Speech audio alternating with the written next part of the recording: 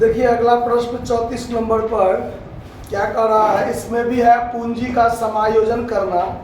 ठीक है, तो इसमें बहुत सारा बात है, एक एक पॉइंट आपको देखना है। जैसे पहले रिवैल्यूएशन कैसे होगा, गुडविल का एडजस्टमेंट कैसे होगा, उसके बाद जो पूंजी खाता खुलेगा उसमें पूंजी जो बचे हुए साझेदार का होगा उसका समायोजन करना है। ठीक है, तो इतने बातों को आपको क्या रखना है, ध्यान में रखना है। क्लियर, कोई बात दिक्कत नहीं ना। देखिए तो 34 नंबर प्रश्न क्या कर रहा है कि कुशल कुमार और कविता एक फर्म में साझेदार हैं जो लाभों को 3:1 के अनुपात में विभाजित करते हैं। 1 अप्रैल 2022 को उनका जो बैलेंस शीट है वो दिया हुआ है, जिसमें creditor, bills payable, general reserve और कैपिटल है, तीनों साझेदार का। ठीक है, तो लायबिलिटी साइड में जो जनरल रिजर्व है 1,20,000, तो ये जनरल रिजर्व को जो पहले से साझेदार हैं, जो रिटायर्ड हुए हैं वो भी और जो बचे हुए हैं वो भी अपने पुराने अनुपात में क्या कर लेंगे, बांट लेंगे। एसेट साइड में देखिए कैश है, डेटर है, स्टॉक है, फर्नीचर है, बिल्डिंग है और लैंड है। तो एसेट साइड में कोई बांटने वाला आइटम नहीं है। अगर एसेट साइड में गुडविल रहता या प्रॉफिट एंड लॉस अकाउंट रहता तो उसको साझेदार आपस में क्या कर लेते हैं, बांट लेते हैं पुराने अनुपात में। फिर है कि कविता जो है वो अवकाश ग्रहण किया है, निम्नलिखित निर्णय लिया गया है, जिसमें फर्म के ख्याति का मूल्यांकन 40,000 पर किया गया। अब देखिए पूरे फर्म का गुडविल 40,000 पर है। अब जो रिटायर्ड हुआ है उसका हिस्सा कितना, पहले वो निकालना है, और फिर जो रिटायर्ड किया है उसको गुडविल में हिस्सा मिलेगा। देगा कौन, जो बचा हुआ साझेदार है वो। किस अनुपात में देगा, तो गेनिंग रेशियो में देगा। तो गेनिंग रेशियो के लिए नया अनुपात जरूरी है। अगर नया अनुपात नहीं है तो पुराना अनुपात ही क्या हो जाता है, गेनिंग रेशियो, और नया अनुपात दोनों हो जाता है। तो जो रिटायर किया उसका हटा दीजिए, बाकी जो बचा है उसका जो अनुपात बचा है वही नया भी हो जाएगा, वही गेनिंग भी हो जाता है। इतना तो पता है। आगे कहता है दूसरा पॉइंट में कि फर्म का मूल्य 30% बढ़ाया जाएगा। भवन पर 1 लाख से मूल्य ह्रास लगाया जाएगा। ठीक है, फर्नीचर के मूल्य में 20% की कमी आएगी। जुबत ऋण संचय को 15,000 तक बढ़ाया जाएगा। 15,000 तक बढ़ाया जाएगा। अब देखिए जुबत ऋण संचय पर जो बात रहता है, एक रहेगा 15,000 किया जाना है, या 15,000 तक बढ़ाना है, या 15,000 से बढ़ाना है, इस टाइप से बात रहता है। तो 15,000 तक बढ़ाना है या बढ़ाकर 15,000 करना है, ये सेम बात हुआ। लेकिन अगर यही रहेगा कि 15,000 से बढ़ाना है तो उतना से आगे बढ़ेगा। ठीक है, कविता को देय राशि का 10% नगद भुगतान किया गया, शेष राशि उसके ऋण खाता में भेज दी गई। तो पहले कविता को देने योग्य राशि कितनी होगी पहले तो ये देखना है, उसके लिए पूंजी खाता खुलेगा। फिर है कि कुशल और कुमार का पूंजी उनके नए अनुपात में होगी। यदि पूंजी खातों में कोई अधिक या कमी हो तो समायोजन जो करना है वो चालू खाता के माध्यम से करना है। इसका मतलब अब करेंट अकाउंट भी खोलना पड़ेगा आपको। आया बात समझ में? चलिए, तो रिवैल्यूएशन अकाउंट बनाना है, साझेदार का पूंजी खाता बनाना है। देखिए कैसे होगा, सवाल लंबा है लेकिन दिमाग लगाना है। देखिए सबसे पहले ओल्ड रेशियो ऑफ पहले कुमार है ना, कुमार कुशल, पहले कुशल है तो पहले कुशल लिख दीजिए। कुशल कुमार एंड कविता, इसका अनुपात है 5:3:2 3:1:1 3:1:1। ठीक है, अब इसमें कविता रिटायर हो रही है। कविता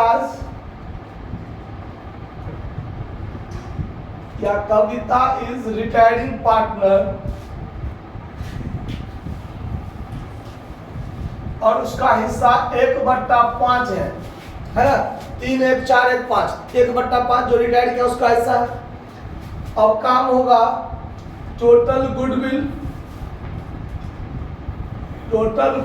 ऑफ द फर्म, पूरे फर्म का गुडविल कितना पर मूल्यांकन किया गया है? 40,000। तो कविता जो रिटायर हो रही है तो कविता शेयर कितना होगा? कविता शेयर इन गुडविल 40,000 गुने 1/5 मतलब कितना? 8,000 होगा कि नहीं होगा? अब 8,000 उसको देगा कौन? तो कुशल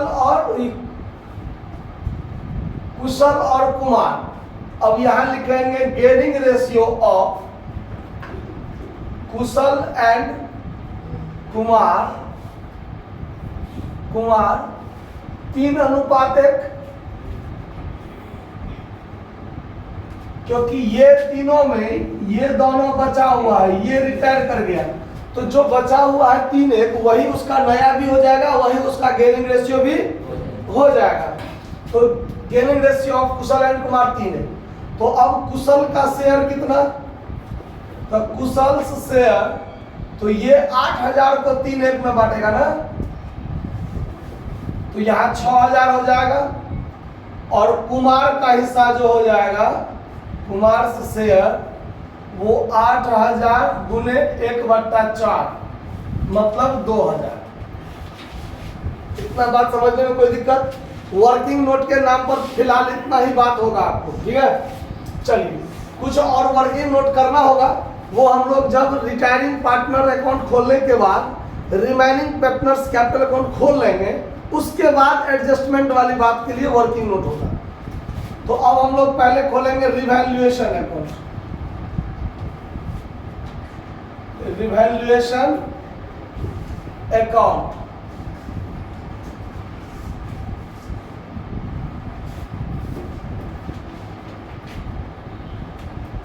डेबिट क्रेडिट। अब देखिए रिवैल्यूएशन अकाउंट के लिए जो पॉइंट होगा, भूमि का मूल्य 30% बढ़ाया जाएगा। तो भूमि का मूल्य देखिए कितना है? 4 लाख है ना, तो 4 लाख का 30% हो जाएगा 1,20,000। 1,20,000 तो बढ़ाया जाएगा, तो क्रेडिट साइड में लिखाएगा बाय लैंड अकाउंट 1,20,000 रुपया।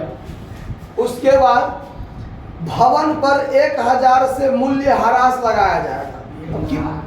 1 लाख से मूल्य ह्रास लगाया जाएगा। तो अब यहाँ डेबिट साइड में लिखेंगे टू बिल्डिंग अकाउंट कितना रुपया? 1 लाख से उसका मूल्य घट जाएगा तो डेबिट में हो जाएगा।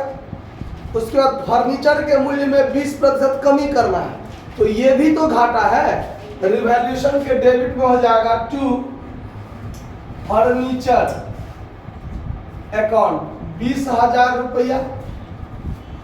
उसके बाद डूबत ऋण के संचय को 15,000 तक बढ़ाया जाएगा। तो पहले से देखिए देनदार पर प्रावधान कितना था? 10,000। देनदार पर कितना प्रावधान था?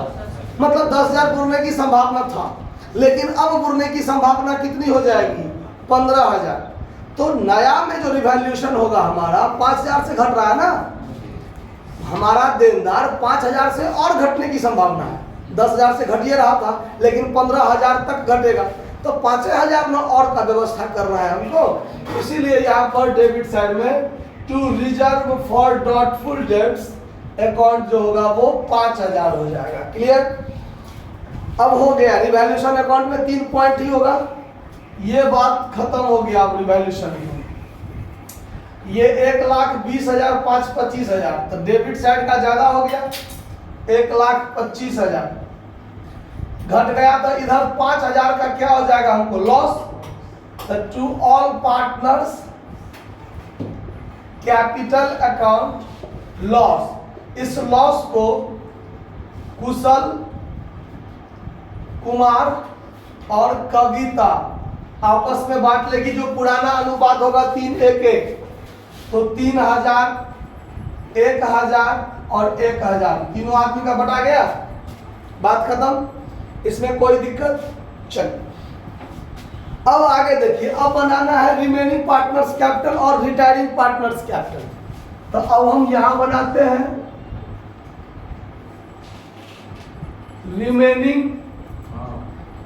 पहले रिटायरिंग बना लीजिए, retiring partners capital account, retiring partners capital account. ठीक है, जगह का थोड़ा अभाव होगा। देखिए, तो ये रिटायर्ड कौन हुआ? कविता ना, तो यहां पर लिख देते हैं ये कविता के लिए होगा।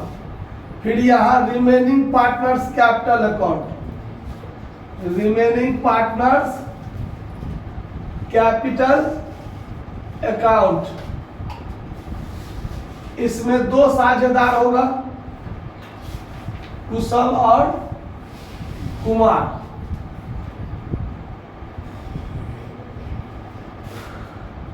पार्टिकुलर कुशल कुमार, पार्टिकुलर कुशल कुमार। ठीक है, इसमें नहीं लिखे क्योंकि इसमें तो अकेले है कविता का। ठीक, अब जब पार्टनर्स कैपिटल अकाउंट खोलेंगे तो ध्यान से देखिए, इधर सबसे पहले क्या लिखेंगे? By balance BD. तो यहां भी होगा बाय बैलेंस बीडी। ठीक है, तो अब तीनों का पूंजी कितना कितना है? कुशल का 3 लाख, तो ये है कुशल का 3 लाख, कुमार का है 2,80,000, कुमार का 2,80,000 और कविता का फिर है 3 लाख। तो ये तीनों का बाय बैलेंस बीडी लिख दिए। ठीक, अब लायबिलिटी साइड में जनरल रिजर्व है कितना? 1,20,000। तो वो जनरल रिजर्व भी आपस में क्या हो जाएगा? बांटा जाएगा, तो उसको भी बांट दीजिए। यहां पर बाय जनरल रिजर्व, यहां भी बाय जनरल रिजर्व। ठीक है, अब देखिए 1,20,000 को जो 3 एक में बांटेंगे तो कितना कितना हो जाएगा? 5 से पहले भाग देंगे तो 24,000, तो 24 तिया 72,000, 72,000 इसका हिस्सा हो जाएगा। और 24,000 और 24,000 एक वाले का हिस्सा होगा ना? तो 24 24 48, 78 को 72 को जोड़ दीजिए, 1,20,000 हो जाता है। अब एसेट साइड में बांटने वाला कोई भी आइटम नहीं है। बांटने वाला आइटम ये है लॉस, तो ये लॉस को यहां पर दे देंगे टू रिवैल्यूएशन अकाउंट लॉस। यहां भी होगा टू रिवैल्यूएशन अकाउंट लॉस। 3,000 कुशल का, कुमार का 1,000 और कविता का भी 1,000। क्लियर? अब कविता जो रिटायर हुई है उसको ये हिस्सा तो मिलेगा ना, उसको 6,000 2,000 यानी 8,000 कुल मिलेगा गुडविल में हिस्सा। तो ये बात क्रेडिट में आएगा बाय, ये देगा कौन? कुशल कैपिटल अकाउंट के माध्यम से और कुमार कैपिटल अकाउंट के माध्यम से। 6,000 कुशल देगा और 2,000 कुमार देगा, बात खत्म। और वही दोनों चीज यहां भी होगा, यानी दोनों आदमी मिलके किसको दे रहा है? कविता को। तो टू कविता कैपिटल अकाउंट 6,000 और 2,000। क्लियर है बात? अब चलिए, अब कविता का खाता यहां पहले बंद कर लेंगे। तो 24 और 36 और 2 32, 3,32,000 यही हुआ ना?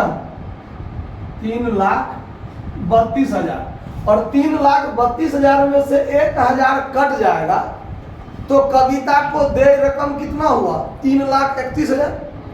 अब सवाल में कहता है कि कविता को 10% तुरंत दे दिया गया, तो 3,31,000 जो उसका देय रकम है उसका 10% हम उसको तुरंत दे रहे हैं। तो 3,31,000 का 10% कितना हो जाएगा? 33,100। ये हम उसको तुरंत पे कर रहे हैं, टू कैश अकाउंट के माध्यम से पेमेंट कर रहे हैं। ठीक है, अब बाकी कितना बच गया वो देखिए। 3,31,000 3,31,000 में से 33,100 आप नगद दे दिए तो 2,97,900, 2,97,900 जो बच गया वो उसका कविताज लोन अकाउंट रह जाएगा, कविताज लोन अकाउंट रह जाएगा, जो आपका क्या हो जाएगा, बैलेंसिंग फिगर हो जाएगा। इस बात को समझने में कोई दिक्कत नहीं ना। चलिए अब आते हैं यहां पर, ये जो रिमेनिंग पार्टनर्स है, अब इनका पूंजी खाता को क्या करना है, समायोजन करना है। तो इसके लिए आपको वर्किंग नोट क्या करना पड़ेगा वो देखिए, वर्किंग नोट यहां कर लेते हैं, तब वहां पर बैलेंस शीट बनाने के लिए जगह रह जाएगा। वर्किंग नोट, अब देखिए, अब यहां पर यह बात पर ध्यान दीजिए कि जब साझेदार रिटायर हो गया कविता, तो कुशल और कुमार जो व्यवसाय में कंटिन्यूइंग पार्टनर है, जो लगातार बने रहेंगे, उनका पूंजी भविष्य में कितना होगा, यह सवाल में स्पष्ट तो नहीं दिया हुआ है। मतलब कि जितना वर्तमान में उसका पूंजी होता है वही पूंजी व्यवसाय में रहेगा, लेकिन नया अनुपात में होगा। ठीक है, तो अब देखिए, अभी के हिसाब से यदि हम देखें तो अभी के हिसाब से आप यहां देख लेते हैं, आफ्टर ऑल एडजस्टमेंट कुशल्स कैपिटल और कुमार्स कैपिटल कितना बचेगा वो देख लेते हैं। ये 3,72,000 में से, गौर से देखिएगा बात को, 3,72,000 में से 6,39,000 तो घट गया इसका, 3,000 लॉस और 6,000 जो कविता को दिया गुडविल में हिस्सा, तो इसका 9,000 पूंजी घट गया। तो इसका पूंजी बचता है 3,63,000, इतना इसका पूंजी बचता है। तो वो पूंजी लिखना नहीं है, वो पूंजी जैसे हम लोग यहाँ पर टू बैलेंस सीडी लिख लेते हैं ना, वो नहीं लिखना है। अगर हम लोग एडजस्टमेंट नहीं करते पूंजी का तो वही चीज टू बैलेंस सीडी होता, लेकिन ये टू बैलेंस सीडी नहीं होगा। क्यों? तो इसका एडजस्टमेंट करना है। ठीक है, अच्छा, अब इसका देखिए 2,80,000 और 24,000 मिला के 3,04,000 होता है ना, 3,04,000, इसमें से घटा दीजिए 3,000, तो माइनस कर दीजिए 3,000, तो इसका पूंजी बचा 3,01,000 बचा ना। मतलब व्यवसाय का टोटल कैपिटल कितना होगा, टोटल कैपिटल, अब यहां लिख लीजिए न्यू फर्म के लिए टोटल कैपिटल क्या होगा, फॉर लिख लीजिए, for new firm total capital कितना हो जाएगा, 6,64,000, यही होगा ना। नहीं, अगर मान लीजिए अभी हम एडजस्ट ना करें, यहाँ पर टू बैलेंस सीडी इस दोनों का, ये दोनों लिख दें अगर हम, तो 6,64,000 पूंजी होगा ना जो बैलेंस शीट में जाएगा, कि नहीं होगा। तो पूंजी तो 6,64,000 ही होगा, लेकिन अब कैसे होगा, तो नया अनुपात में एडजस्ट करके होगा। तो अब यहां वर्किंग नोट होगा एडजस्टमेंट ऑफ कैपिटल, ठीक है, ऑफ न्यू फर्म,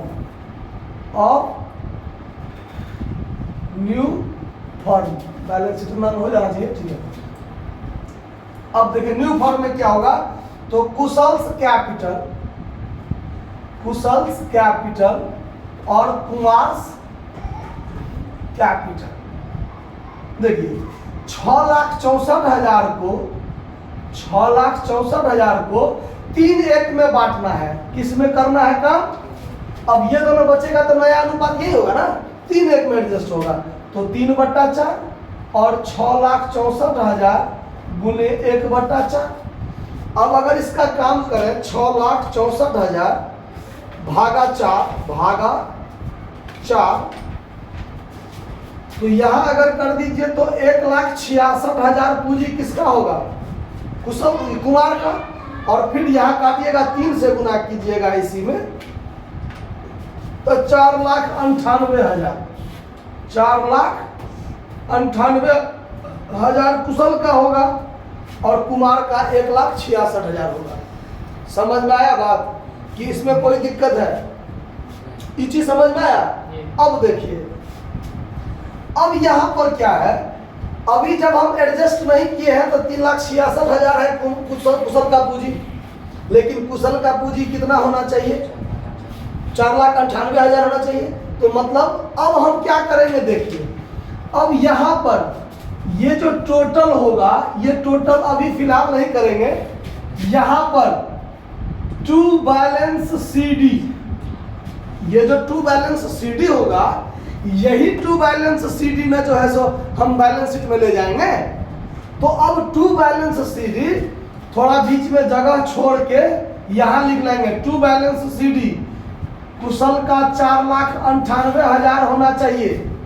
अब देखिए, हम लोग जोड़ घटाव करके टू बैलेंस CD निकालते थे, लेकिन जब पूंजी का एडजस्टमेंट होगा तो टू बैलेंस CD पहले लिखेंगे, जोड़ घटाव बाद में करेंगे। ध्यान रहेगा ये बात। टू बैलेंस CD 4,98,000 और इसका टू बैलेंस CD कितना? 1,66,000। ये होगा बैलेंस शीट में। तो दोनों को जोड़ के तो 6,64,000 जाएगा, लेकिन इतना नहीं जा करके कितना जाएगा? ये दोनों जाएगा। तो अब टू बैलेंस CD इतना हुआ। अब हम क्या करेंगे? एडजस्ट करेंगे। अब एडजस्ट कैसे करेंगे? तो अब दोनों साइड का जोड़ क्या होना चाहिए? बराबर होना चाहिए।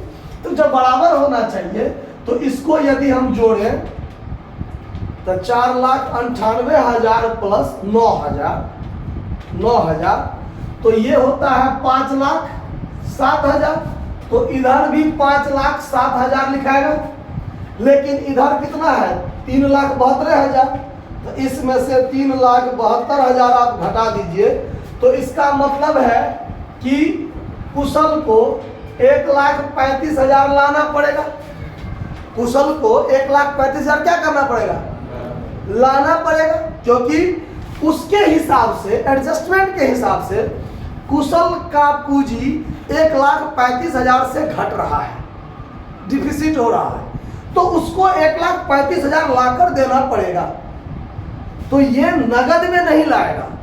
कैसे लाएगा? तो चालू खाता के माध्यम से एडजस्ट होगा। किसके माध्यम से? चालू खाता के माध्यम से।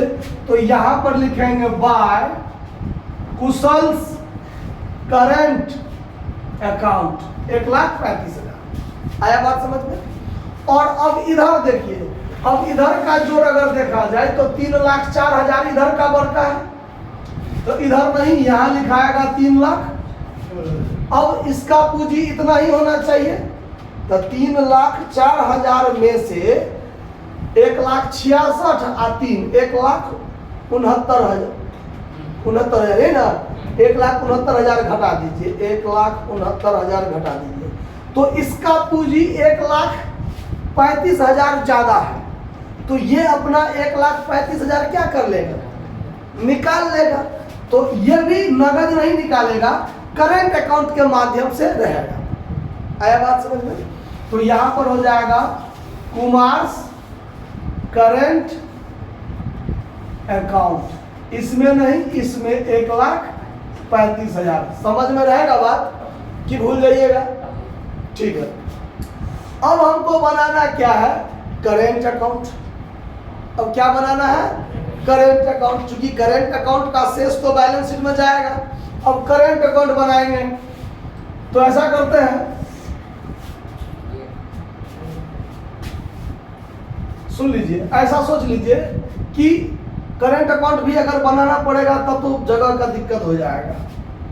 यहां पर बना दें, चलिए यहां बना देते हैं करेंट अकाउंट। करेंट अकाउंट में कुछ नहीं होगा, ठीक है, खाली थोड़ा सा बात होगा और बैलेंस CDBD हो जाएगा। CRDR। ये कुमार, ये कुशल है और ये कुमार है। पार्टिकुलर कुशल और कुमार पार्टिकुलर, ठीक है। अब देखिए, कैपिटल में करंट अकाउंट लिखाया है तो करंट में कैपिटल लिखाएगा कि नहीं लिखाएगा? कैपिटल के क्रेडिट में है करंट, तो यहां पर डेबिट में टू कैपिटल लिखाएगा कि नहीं लिखाएगा? टू कैपिटल अकाउंट, ये कुशल का है ना, तो कुशल में इधर आ जाएगा 1,35,000, ये खाली रहेगा। और पार्टनर्स कैपिटल के डेबिट में है करेंट, तो करेंट के क्रेडिट में हो जाएगा by capital account, capital account, और नाम इसमें नहीं हो करके इसमें जाएगा 1,35,000। ठीक है, समझ में आ रहा है ना बात। अब देखिए, तो कुशल का 1,35,000 टोटल यहाँ, तो यहाँ 1,35,000, तो इसका क्रेडिट ज्यादा है, तो यहाँ पर टू बैलेंस सीडी होगा 1,35,000। तो देखिए कुमार का क्रेडिट शेष है, करंट का क्रेडिट शेष है, तो करंट अकाउंट का डेबिट शेष या क्रेडिट शेष हो सकता है। आपने पार्टनरशिप का जो बेसिक कॉन्सेप्ट चैप्टर पढ़ा था उसी में आपने सीखा था कि करंट अकाउंट का डेबिट या क्रेडिट कोई भी शेष हो सकता है। तो कुमार का क्रेडिट शेष हुआ, तो ये वाला शेष जो है वो कहाँ जाएगा, बैलेंस शीट के लायबिलिटी साइड में। ठीक है, और ये जो कुशल है, कुशल का 1,35,000 यहाँ, 1,35,000 यहाँ, तो यहाँ जो होगा बाय बैलेंस सीडी 1,35,000, तो ये 1,35,000 कहाँ चला जाएगा, एसेट साइड में चला जाएगा। क्लियर, अब बनेगा बैलेंस शीट, हो जाएगा इतना में। बैलेंस शीट भी लंबा चौड़ा लग रहा है देखिए, लेकिन वही थोड़ा वीडियो भी बन रहा है तो उसमें थोड़ा दिक्कत ना बुझाए, खैर कोई बात नहीं, एडजस्ट हो जाएगा। देखिए न्यू बैलेंस शीट,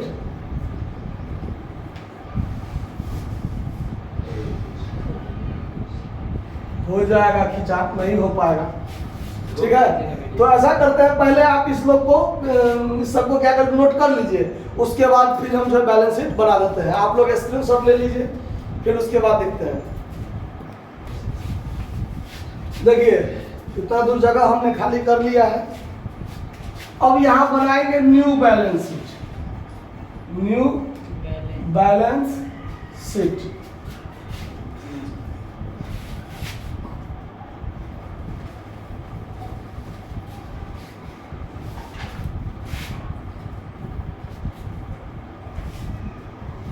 इधर लायबिलिटीज, इधर एसेट्स। ठीक है, अब यहां ध्यान दीजिए, लायबिलिटीज साइड में जो आपका पहले से आइटम है क्रेडिटर 1,20,000, तो इस क्रेडिटर में तो किसी प्रकार का परिवर्तन नहीं हुआ है, तो ज्यों का त्यों लिखा जाएगा। उसके बाद बिल्स पेबल है 1,80,000 का, इसमें भी कोई परिवर्तन नहीं, ऐसे ही लिख जाएगा। जनरल रिजर्व बटा गया है कैपिटल, तो कैपिटल में क्या होगा, कुशल और कुमार दुए को का होगा, तो ये दोनों जो होगा देख लीजिए, ये होगा 4,98,000 और 1,66,000, जोड़िएगा तो 6,64,000 तो होगा ही होगा। ठीक है, और आगे देखिए, लायबिलिटी साइड में और कोई आइटम तो नहीं है, लेकिन करंट अकाउंट का शेष जाएगा, करंट अकाउंट का शेष। अब यहां देखिए कुशल जो है, कुशल का क्रेडिट साइड में है, ये क्रेडिट में 1,35,000 है ना, कैपिटल के क्रेडिट में करंट, इसका मतलब करंट के डेबिट में हुआ होगा, डेबिट में ये लिखाया होगा, इसका मतलब इसका डेबिट शेष होगा। तो कुशल का डेबिट शेष होगा, तो कुशल का करंट अकाउंट यहां लिखेंगे, कुशल करंट अकाउंट 1,35,000।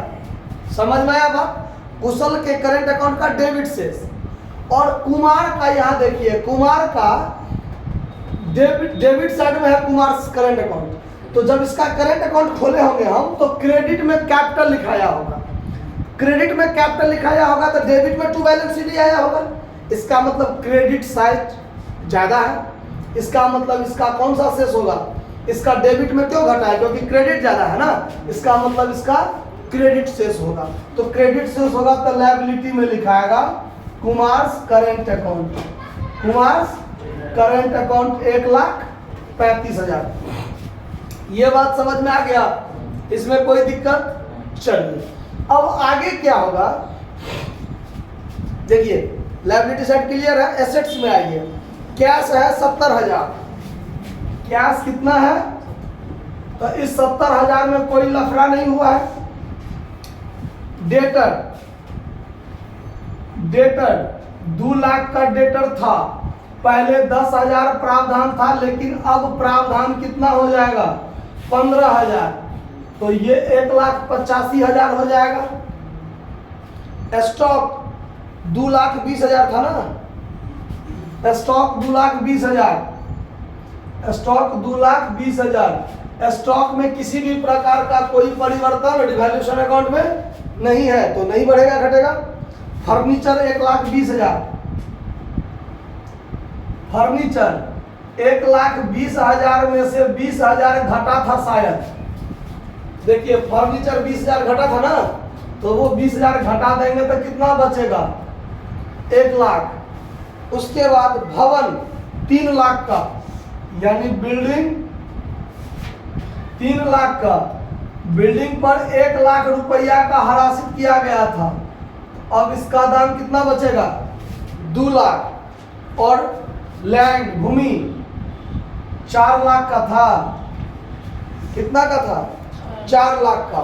और इसमें 1,20,000 का वृद्धि हुआ था, तो इसमें बढ़ा देंगे 1,20,000, तो अब ये हो जाएगा 5,20,000। सारा आइटम लिखा गया, किसी प्रकार का कोई आइटम छूटा नहीं। अब दोनों साइड जोड़ दीजिए, बराबर हो जाएगा। तो ये हो गया 3 लाख और ये हो गया 6 3 9,64,000। तो 9,64,000 ये हो गया 9,64,000। अब प्लस कर दीजिए 1,35,000, तो 10,99,000 है बैलेंस शीट का टोटल। सवाल में आंसर नहीं दिया हुआ है बैलेंस शीट का, सवाल में कहता भी नहीं है बनाने के लिए, इसीलिए आंसर नहीं दिया होगा। तो 10,99,000 लिख दिए इधर, तो उधर भी 10,99,000 हो जाना चाहिए, बैलेंस शीट बराबर हो जाना चाहिए। तो 1,35,000 प्लस 70,000 प्लस 1,85,000 और 2,20,000 और 2,20,000 ये हो गया 3 लाख। अब 5 2 7 1 8 8,20,000 8,20,000 क्या क्या हो गया?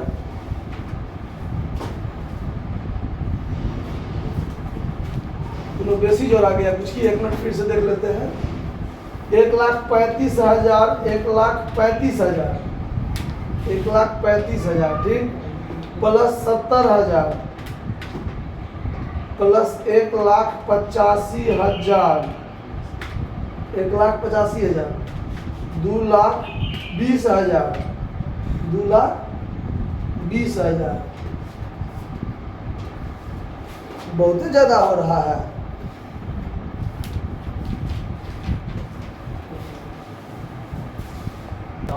हाँ देखिए हम लोग ने कुछ आइटम छोड़ दिया है। ये 70,000 नहीं होगा, ये 70,000 में से 33,100। देखिए इतना लंबा सवाल है ना, एक लाइन पकड़ते हैं तो दूसरा लाइन दिमाग से निकल जाता है, इसीलिए ऐसा होता है। कैश 70,000 का था, 33,100 हमने उसको पेमेंट किया था, तो वो घटेगा कि नहीं घटेगा? तो यहां देखिए 70,000 माइनस 33,100, तो ये होगा 36,900। इधर एक आइटम छोड़ दिए थे, Kavita's loan account. Kavita's loan account कितना? 2,97,900। बस यही 2 आइटम छोड़े थे जिसके कारण इतना माथा पेची था। अब ठीक हो जाएगा। देखिए 3 लाख 6,64,000 प्लस 1,35,000 प्लस 2,97,900 13,96,900 13,96,900। यही तो है। बैलेंस शीट बराबर नहीं होगा तो आप पीछे गलती ढूंढना शुरू कीजिएगा कि कहाँ मिस्टेक हुआ है। 13,96,900। इधर देखिए 1,35,000 प्लस 36,900 1,85,000, 1,85,000 तो जोड़ दिए ना।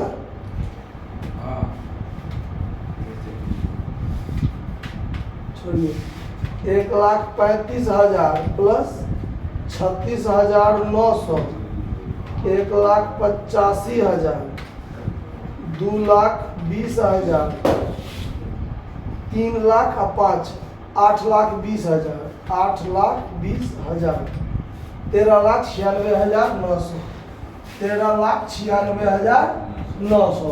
तो देखिए डबल इंटरेस्ट सिस्टम का यही एक फायदा है कि आप अगर पीछे कहीं गलती किए रहिएगा तो आगे आपको बराबर नहीं मिलेगा, तो आप पीछे ढूंढना शुरू कीजिएगा, जैसे अभी हम लोग किए, मिल गया। कहीं कोई दिक्कत, नोट कर लीजिए इसको।